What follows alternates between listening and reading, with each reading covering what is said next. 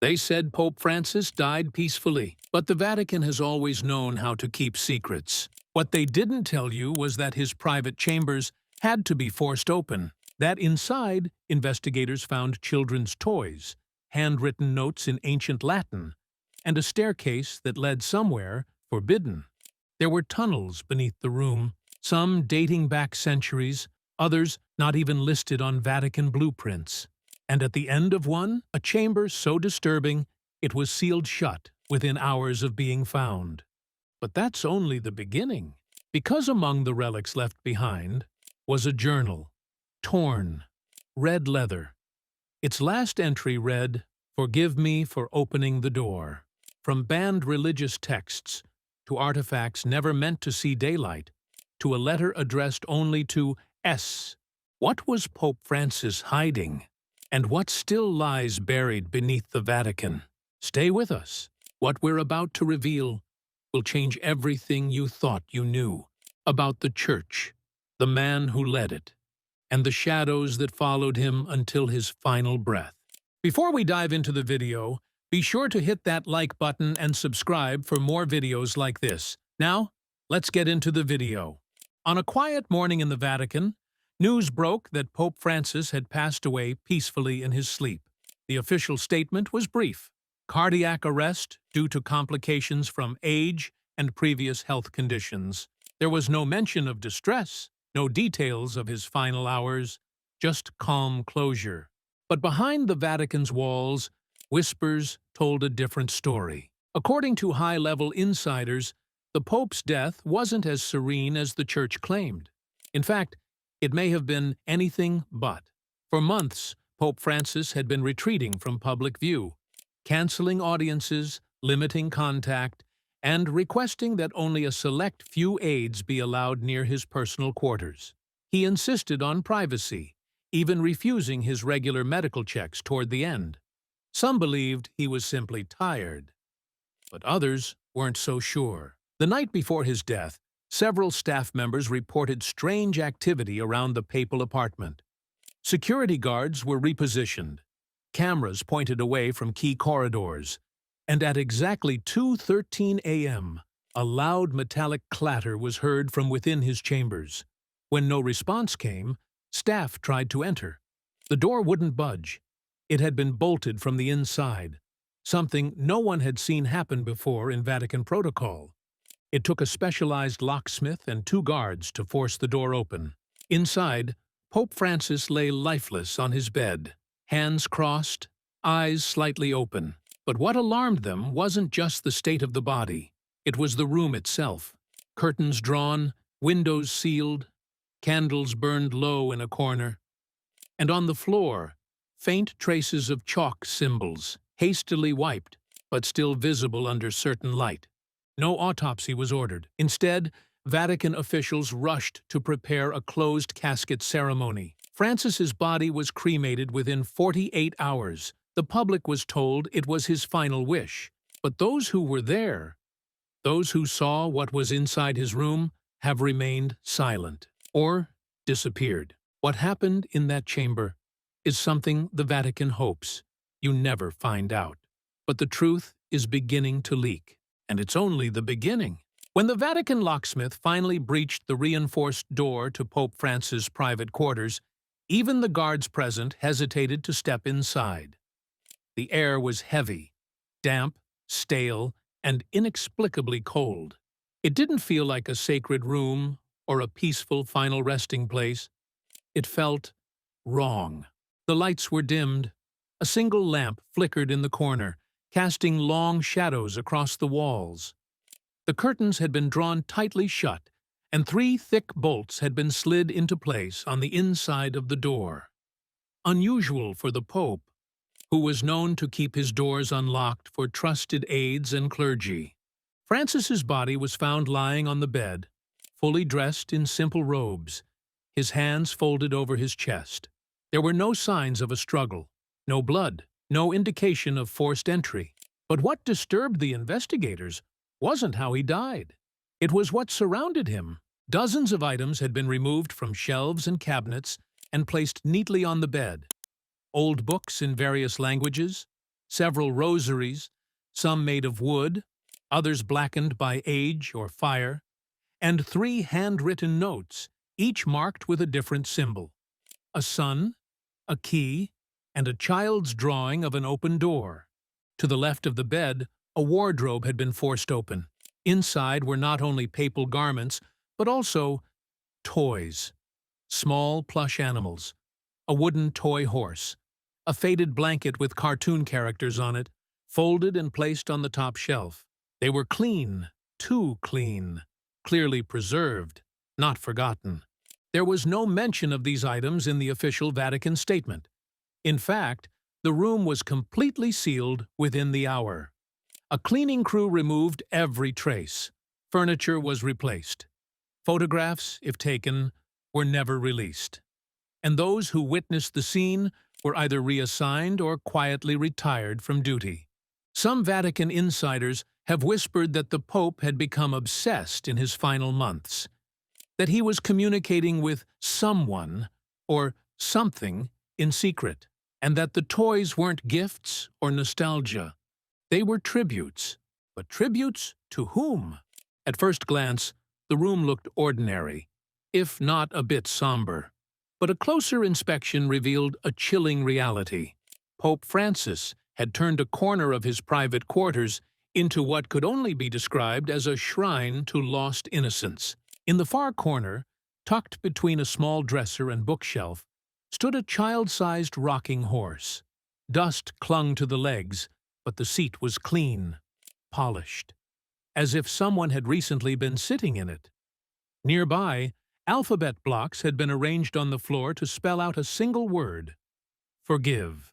A wooden chest, previously thought to be filled with prayer books, was opened to reveal a collection of childhood drawings. Dozens of them.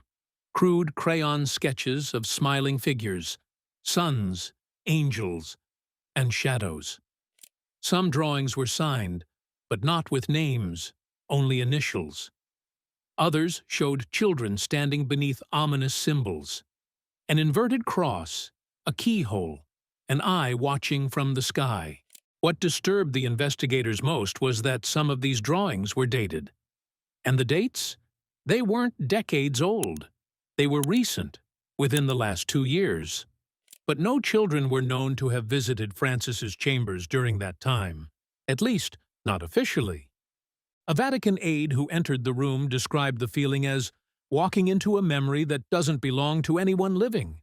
The air was heavy with incense, an unusual blend not used in any known Vatican ritual. A faint melody, barely audible, was heard by multiple people. Some described it as a lullaby. Others heard a child humming. And on the desk, among the papal correspondence, was a sealed envelope marked, "For the Dream Walker." No one knows who or what that refers to. The Vatican removed the items quietly. Nothing was archived. The room was repainted within 24 hours, but for those who entered, the image lingers. The feeling that this was not just a pope's private study, but a space suspended between two realities. And it was only going to get stranger. It was during the clearing of the room that someone noticed the anomaly. Beneath the desk, partially covered by a rolled rug, was a narrow, square panel of wood, slightly raised at one edge. When removed, it revealed an iron grate. Beneath that, a staircase made of ancient stone, spiraling down into the unknown. This passage was not on any official blueprint of the Apostolic Palace. The Vatican dispatched a small, confidential team to investigate. No press, no formal record, just 5 men, sworn to secrecy, descending into the shadows. What they found was shocking. The staircase descended deep beneath the Vatican, further than any of them expected. The walls were carved with ancient symbols, many predating Christianity, symbols of serpents, suns with faces, keys crossing skulls. Along the descent, they found niches in the walls, small alcoves containing melted candles, dried herbs, and jars of something resembling ash. The stairs opened into a long, arched tunnel. The air was cold and damp. Roots broke through the stone in places. Rats scurried into cracks as they passed. But the path was deliberate. Someone had been down here recently. They followed the passage for nearly 200 meters before it opened into a sealed room, guarded by an iron gate. The keyhole was rusted, but intact. One of the guards retrieved a ring of old Vatican keys, and one fit. Inside, the room was silent. Stone walls, an altar of black marble. A crude cross stood atop it, but Christ was missing, replaced by a sunburst made of metal shards. On the floor were cushions, worn by kneeling. A single candle flickered in the corner, though no one had lit it. There were books, manuscripts, scrolls written in Latin, Greek, and Aramaic, a chalice, and behind the altar, a child's chair. Empty. Some say this was a forgotten sanctuary. Others believe it was something far darker. A place of worship, yes, but not of the God the world knows. And this was just one room. There were others, locked, sealed, and waiting. The chamber beneath the Vatican wasn't just an old sanctuary. It was a ritual room, and what lay inside was unlike anything ever acknowledged by the Church. At its center stood an altar, cold black marble veined with crimson streaks. Unlike any altar seen in modern worship, this one bore carvings around its base. Twisted figures of angels and demons locked in battle, and beneath them, Latin inscriptions that translated roughly to bind the seen with the unseen. But the real shock was the condition of the space. It wasn't abandoned, not even close.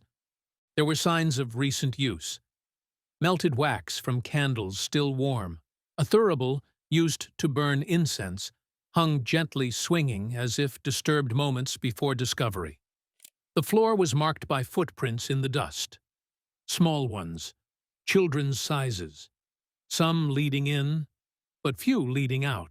Behind the altar was a shelf lined with objects, chalices, a cracked mirror, fragments of stained glass bearing no known saint or scene. But it was what was mounted on the back wall that froze the team. An old wooden crucifix, its Christ figure twisted unnaturally, mouth agape, not in agony, but in what looked like laughter. Above it, in red paint, fresh and still dripping, was a phrase in ancient ecclesiastical Latin, Et puer dormiens regnat, and the sleeping child reigns. There were drawings pinned to the wall, crude sketches, likely by a child's hand, figures in robes bowing to a crown suspended in the sky. Others showed tunnels, doors, and what looked like a papal figure with hollow eyes. One Vatican official, visibly shaken, whispered, "This place wasn't built for worship. It was built for containment." No photographs were officially allowed, but one member of the team, who later resigned without explanation, leaked a sketch he recreated from memory. It showed the altar, the crucifix, and what he described as a small chair, waiting for something to sit in it. That image alone sparked a storm of internal Vatican panic. The room was sealed, records scrubbed, but those who had seen it never forgot. And above it all, in the room Pope Francis died in, the rocking horse remained, untouched. As Vatican officials continued combing through Pope Francis's personal belongings, the focus turned to a sealed cabinet located behind a false panel in the wall, one not listed in any architectural plans. The wood was ancient, warped by time, and reinforced with an iron lock etched with a serpent wrapped around a cross. Inside, they found what have since been referred to as the black artifacts. The first was a rosary, not made of wood or crystal or even metal, but of an unidentified black material that was smooth, ice-cold, and slightly magnetic. Each bead bore an engraving not of Christ or Mary, but of eyes, unblinking, open, and watching. The second artifact was a book. Its cover, dark and weathered, gave off a pungent odor. Later analysis determined it was bound in human skin, possibly medieval in origin. The text inside was in Latin, with occasional Aramaic marginalia. Its title, Pater Obscurum, or The Father of Shadows. Scholars who briefly examined it said it wasn't a Bible, but rather a collection of obscure prayers, invocations, and rituals designed not to summon, but to appease. Then came the most troubling part. Over 20 pages had been torn out. Their removal wasn't random. Each was ripped cleanly, intentionally.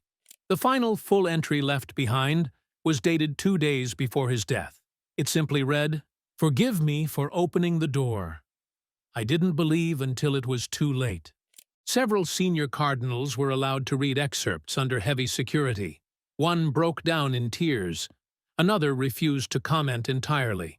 The journal was taken to the Vatican secret archives, where it remains under 24-hour surveillance. When asked if the journal would ever be made public, one Vatican spokesperson replied coldly, "Some truths are only meant for those who can bear them." But the question remains, what door did Francis open? And what, or who, came through? The answer may lie not in what the Pope left behind, but in what he tore out. Shortly after Pope Francis's death, internal security was ordered to review surveillance footage from the Apostolic Palace for the 48 hours prior. What they found, or rather, didn't find, only deepened the mystery. The Vatican's surveillance system is one of the most sophisticated in the world. Cameras line every hallway, every chamber entrance, every exit, especially those surrounding the Pope's private quarters. And yet, there were 3 unexplained gaps in the footage on the night of his death. From 1:57 a.m. to 3:14 a.m., the time just before the sounds were heard from his chambers, all nearby camera feeds went dark. No technical failure was recorded, no system breach. They simply stopped. Technicians brought in to diagnose the issue reported that the video files had been overwritten manually, but not by anyone with recorded access. The logs were empty, as if the system had been controlled by something outside the Vatican's security infrastructure entirely. Even more unsettling, during the review of the remaining footage, several guards noticed small anomalies, shadows moving without sources, reflections that didn't match the angles of the figures present. One frame, slowed down, showed what appeared to be a small figure, a childlike silhouette, standing in the hallway facing the Pope's door. It remained motionless for several seconds, then vanished between frames. The Vatican refused to acknowledge the incident publicly. Staff were ordered to sign strict non-disclosure agreements. The footage, what remained of it, was encrypted and sealed in the Vatican's secret archives under a new code name. A private auction was arranged, invitation only. No public announcements. The items were to be shown to a select group of church benefactors, historians, and foreign dignitaries under extreme confidentiality. But before the event could begin, the entire auction was abruptly cancelled. No reason was given.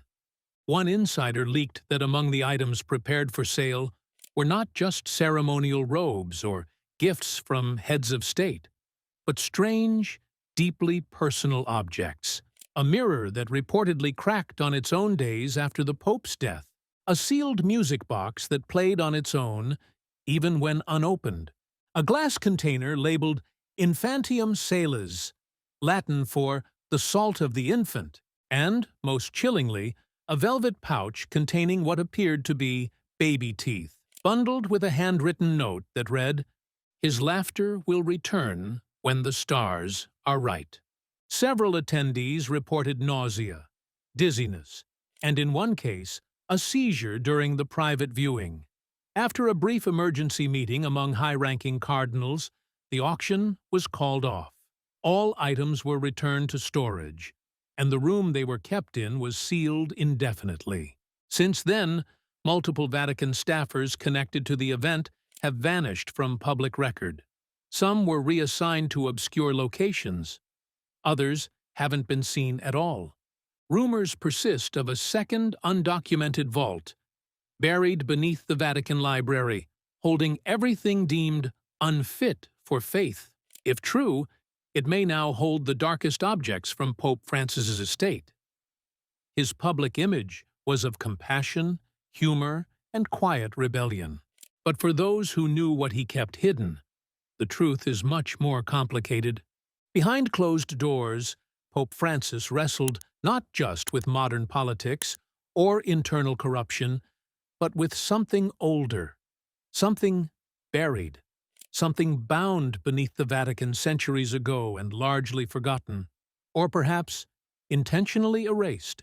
The journal, the artifacts, the toys, the tunnel, the altar, they point to a reality darker than doctrine, a conflict not of faith versus science, but faith versus what lives beneath it. One of the final whispers heard before the investigation was shut down came from a retired Vatican archivist who spent his last years decoding the Latin texts found under the altar. He left a single quote with a fellow scholar before leaving Rome forever. He opened the wrong door, and the church was built around it. The plaque marking Pope Francis's crypt reads, "A shepherd who walked with the poor." But beneath that noble sentiment lies a secret legacy, one not of sainthood, but of suffering, of guardianship, of a final, desperate attempt to keep something ancient from reaching the surface. Some say he succeeded. Others aren't so sure, because what he left behind wasn't just evidence.